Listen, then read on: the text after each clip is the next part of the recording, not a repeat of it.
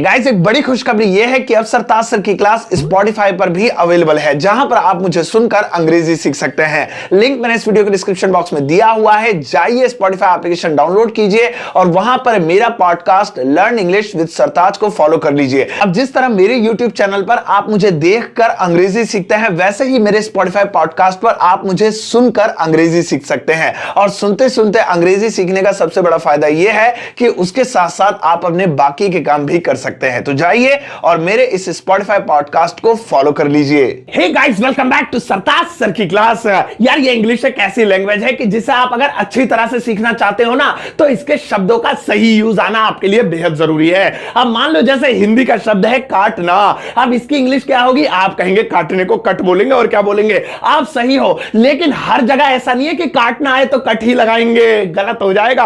आज मैं आपको 12 ऐसी सिचुएशंस दिखाऊंगा जिनमें हिंदी में तो काटना आएगा, लेकिन अंग्रेजी में वहां कट नहीं लगाना है। क्या लगाना है वो मैं आज आपको बताऊंगा, डोंट वरी। अब ये सारी सिचुएशन ढंग से समझ लेना ताकि आगे से आप इंग्लिश बोलने में गलती ना करो। सही है? अब ज्यादा बकवास हो गई, चलो फिर। अब ये काटने के 12 कमाल के सिचुएशन सीखने के लिए इस वीडियो का अंत तक जरूर देखिएगा। आगे बढ़ने से पहले चैनल को सब्सक्राइब कर दीजिए ताकि रोज आने वाली वीडियोस का नोटिफिकेशन आपको बिल्कुल टाइम पर मिल जाए।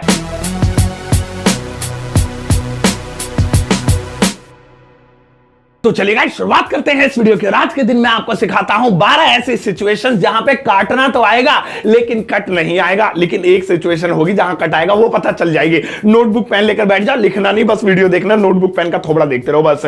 सुनो सुनो, पहला वाला है समय काटना। समय काटना, अब इसके साथ भी काटना लगता है। मैंने अपना समय वहां बड़ी मुश्किल में काटा, वो अपना जेल में टाइम काट रहा है, उसका समय बड़ा मुश्किल कट रहा है। तो समय काटना के लिए कट द टाइम नहीं होगा, समय काटने के लिए इंग्लिश होगी spend time. Spend the time, जैसे कि वह मॉल में समय काट रहा है अपना। यार आज वो फ्री है, आज वो मॉल में मस्ती कर रहा है, वह अपना समय मॉल में काट रहा है, तो इसकी इंग्लिश होगी he is spending his time in the mall. He is spending his time in the mall. तो काटने के लिए he is cutting his time, आरी लेके समय काट रहा है। तो याद रखना स्पेंड द टाइम, और समय बर्बाद करने को किल द टाइम बोलते हैं। उसके बारे में फिर कई बात करेंगे, फिलहाल काटने की बात हो रही है। आओ अब नेक्स्ट वाला काटे। और भैया नेक्स्ट वाला है कॉल काटना। कॉल काटना, अब कॉल काटने को उसने मेरी कॉल काट दी, तुम मेरी कॉल मत काटना। हो तूने मेरी कॉल कैसे काटी?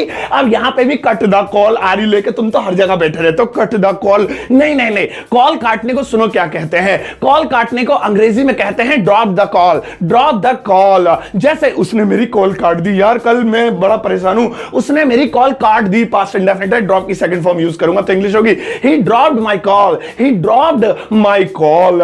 तो याद रखना नेक्स्ट टाइम कॉल काटने को आरी छुरी आरे से मत काटना, बल्कि ड्रॉप से काटना। सही है? आओ अब नेक्स्ट वाला देखें। और भैया नेक्स्ट वाला है टिकट काटना। टिकट काटना, अब ये भी हम काटने के साथ यूज करते हैं। मैं वहां के टिकट कटवा रहा हूं, अबे तू तो मुंबई की टिकट कटवा ले, यानी मुंबई की, तुझे तो वहां पर काम मिल जाएगा। तू ये टिकट कटवा, तू वहां की टिकट कटवा, उसने वहां की टिकट कटवाई। अब काटने के लिए यानी कट टिकट, कट कैंची लेके तुम टिकट ही काट दो, नहीं। टिकट काटने को अंग्रेजी में कहते हैं इशू अ टिकट या issue the ticket. Issue a ticket यानी टिकट को इशू करना, काटना मतलब कहलाता है। हिंदी में भी काटने से मतलब ये थोड़ी काट ही रहे उसको, मतलब जारी करना, इशू करना। जैसे क्या आप एक दिल्ली की टिकट काट देंगे? मुझे दिल्ली जाना, प्लीज, दिल्ली में तो हम हैं ही वैसे। हाँ, क्या आप दिल्ली की एक टिकट काट देंगे? तो आप काउंटर पे कहिए would you please issue a ticket for Delhi. Would you please, कृपया करके, क्या आप इशू अ टिकट इशू कर देंगे, काट देंगे एक टिकट फॉर दिल्ली, दिल्ली की। तो इस तरह से याद रखना, काटने को कट ना कह के टिकट के लिए इशू लगाते हैं। सूसू आ रहा है, ये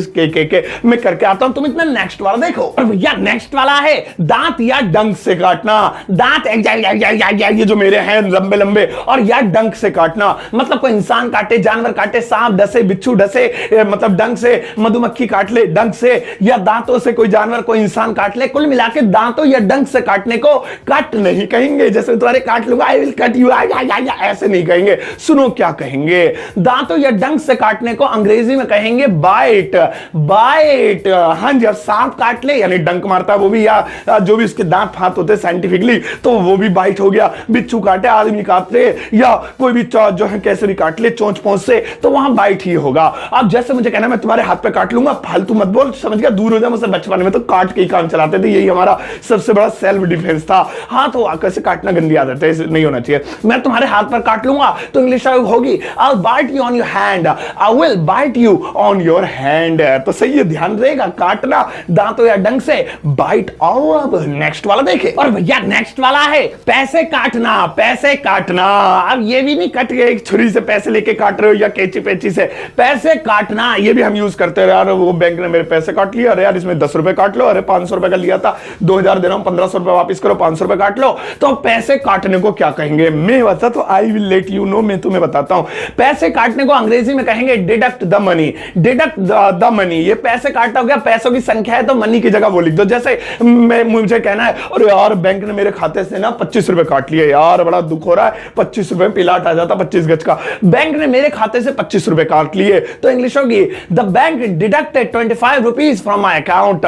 द बैंक डिडक्टेड, काट लिए, डिडक्ट की सेकंड फॉर्म लग गई। 25 रुपीज, आप पैसे नहीं काटे 25 रुपए काटे, तो मनी की जगह 25 रुपीज हो गया फ्रॉम माई अकाउंट, मेरे खाते से। तो हो गया यहां पे यूज, कितना बढ़िया, देख लिया। तो नेक्स्ट टाइम पैसे काटने की बात हो, कट का यूज नहीं करना, कट का यूज करना डिडक्ट का।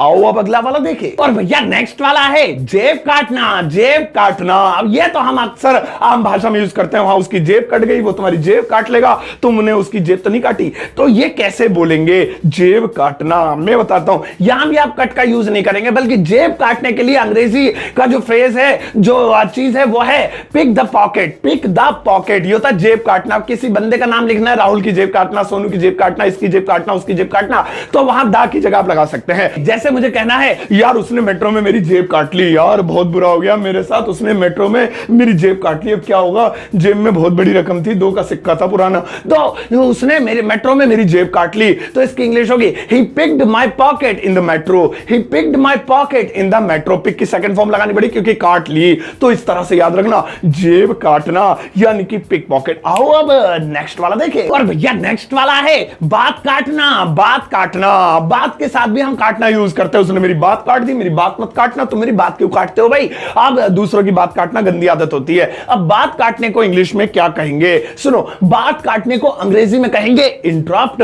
इंटरप्ट, अब जैसे मुझे कहना ओए मेरी बात मत काटिए, समझ गया, फोड़ दूंगा, थोबड़ा 4 कर दूंगा तेरे थूथड़े के, तो मेरी बात मत काटना, इसे इंग्लिश में कहेंगे don't interrupt me. Don't interrupt मी। तो इस तरह से बात काटने के लिए नेक्स्ट टाइम कैंची लेके मत बैठना, इंटरप्ट लेके बैठना। आओ अब नेक्स्ट वाला देखें। और भैया नेक्स्ट वाला है रास्ता काटना। रास्ता काटना, अब रास्ते के साथ भी काटना यूज होता है। यह रेल यहां का रास्ता काटती है, नदी ने यहां का रास्ता काट दिया, या पानी यहां का रास्ता काट देगा। तो काटने को रास्ते के लिए अगर यूज किया जाए तो भी कट नहीं लगाते, वहां पर यूज करेंगे क्रॉस। तो वर्ड होगा cross the way.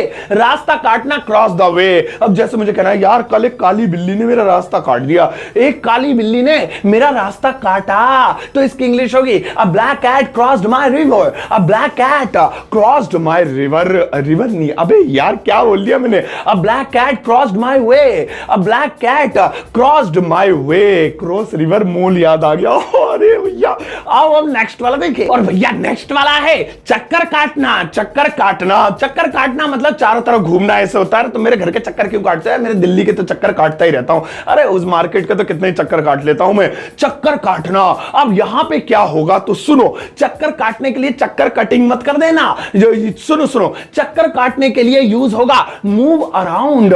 Move around, अब जैसे मुझे कहना है यार पृथ्वी सूर्य के चक्कर काटती है, ये समझ लो गोल गोल घूमती है, पृथ्वी सूर्य के चक्कर काटती है, प्रेजेंट डेफिनेट टेंस ती है, तो बनाएंगे the earth moves around the sun.